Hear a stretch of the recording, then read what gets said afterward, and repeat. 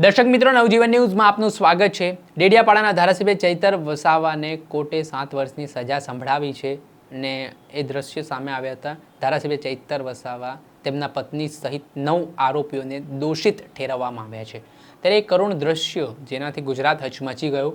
એક માતાની સાથે તેના 18 દિવસનું બાળક ને આ બાળકને જેલ જવું પડ્યું। આના કારણે તમામ લોકો આ ઘટનાને વખોડી રહ્યા છે। ત્યારે આ મામલાને લઈને આમ આદમી પાર્ટીના યુવા નેતા બ્રિજરાજ સોલંકીની પ્રતિક્રિયા સામે આવી છે। તેઓ આ બાબતને લઈને સરકાર પર ભડક્યા છે ને જે આ 18 દિવસના બાળકને જેલવાસ જવું પડ્યું તે મામલે શું કહી રહ્યા છે તેઓ તે સાંભળો।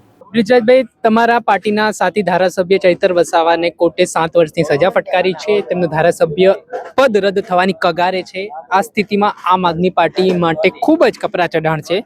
કઈ રીતે જોઈ રહ્યા છો આ ચુકાદાને ને કેમ વિરોધ કોર્ટે ચુકાદો આપ્યો છે? ભારત દેશના ઇતિહાસમાં સૌ પ્રથમવાર હું કહી શકીશ કે કોઈ પણ ચાલુ ધારાસભ્યને 7 વર્ષની સજા આપવામાં આવી, તરત જ ધારાસભ્ય પદ લઈ લેવામાં આવ્યું। અને દુઃખની વાત તો એ છે કે સોશિયલ મીડિયામાં આપે જોયું હશે, ન્યૂઝ ચેનલના માધ્યમથી આપે જોયું હશે કે 15 વર્ષનું બાળક લઈને એક માતા જેલ તરફ જઈ રહી છે।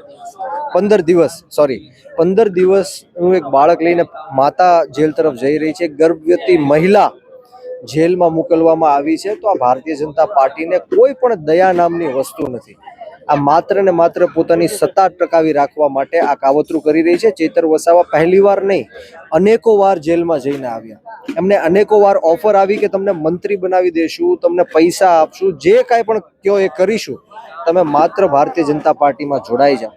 પરંતુ ચૈતરભાઈ વસાવા છે એ બિરસા મુંડાના વંશજ છે।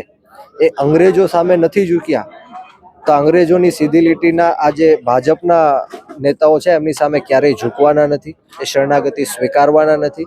એ ભલે માથું આપી દેશે, પરંતુ આદિવાસી સમાજના હક અધિકાર અને ન્યાય માટે, જળ જંગલ અને જમીન માટે લડતા રહેશે। જે રીતના રાજસ્થાનથી અને અલગ અલગ રાજ્યોમાંથી પણ ચૈતરભાઈ વસાવાને સમર્થન મળ્યું છે, ત્યારે આમ આદમી પાર્ટી પણ દરેક જિલ્લામાં, તાલુકામાં, ગામે ગામ ચૈતરભાઈ વસાવા માટે આંદોલનો કરવાની। બ્રિજરાજભાઈ, એક કેવી કરુણ વાત હશે કે એ 15-18 દિવસનું બાળક જ્યારે મોટું થશે એને ખબર પડશે કે ભાઈ મને જ્યારે મારો જન્મ થયો ત્યારે પહેલી વાર જેલ જોવી પડી ને એના માટે જીવનભરના પ્રત્યાઘાત હશે।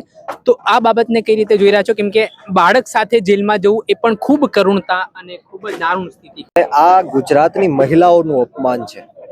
આ નાના બાળકને તો કઈ ખબર નથી। એ જ્યારે મોટું થશે, એમને જ્યારે ખબર પડશે કે મારી માતાને પણ જેલમાં મોકલવામાં આવી એક ખોટા કેસમાં, એક બનાવટી કેસમાં એમને 7 વર્ષની સજા ફટકારવામાં આવી, એ બાળકને ખૂબ દુઃખ થશે। અને ત્યારે એ વિચારશે કે આ કઈ રીતની ભારતીય જનતા પાર્ટીની સરકાર ચાલી રહી હતી કે એક બાજુ હાર્દિક પટેલ, જેમની ઉપર દેશદ્રોહનો ગુનો હતો, એ ભારતીય જનતા પાર્ટીમાં જઈને તરત જ એ ગુનો પાછો લેવામાં, રાજદ્રોહનો ગુનો હતો, એમની ઉપરનો કેસ છે પાછો ખેંચવામાં આવે છે। અને બીજી બાજુ ચૈતર વસાવાને 9 જેવા કેસમાં 7 વર્ષની સજા ફટકારવામાં આવે છે। ગુજરાતની જનતાને બધી જ વસ્તુની ખબર છે અને જાગૃત છે ગુજરાતની જનતા। આવનારા દિવસોમાં એનો જડબાતોડ જવાબ દેશે। જે આપણે સાંભળ્યા હતા આમ આદમી પાર્ટીના યુવા પ્રદેશ અધ્યક્ષ બ્રિજરાજ સોલંકી, તેઓ કહી રહ્યા છે આ ખૂબ જ કરુણ ઘટના છે ગુજરાતના ઇતિહાસમાં, દેશના ઇતિહાસમાં કે એક માતાને આરોપી બનાવવામાં આવ્યા, દોષિત ઠેરવવામાં આવ્યા, ત્યારબાદ હવે તેનું બાળક જેણે આ દુનિયામાં જન્મ લીધો છે ને બાળકને પણ માતા સાથે જેલમાં જવું પડે ને જો ખરેખર ભવિષ્યમાં એ વાત તેને ખબર પડશે તો એક ખૂબ માઠા પરિણામ ભોગવશે। દર્શક મિત્રો, આવા જ વિડીયો જોવા માટે તમારી નવજીવન ન્યૂઝ જોતા રહો, લાઈક કરો, શેર કરો।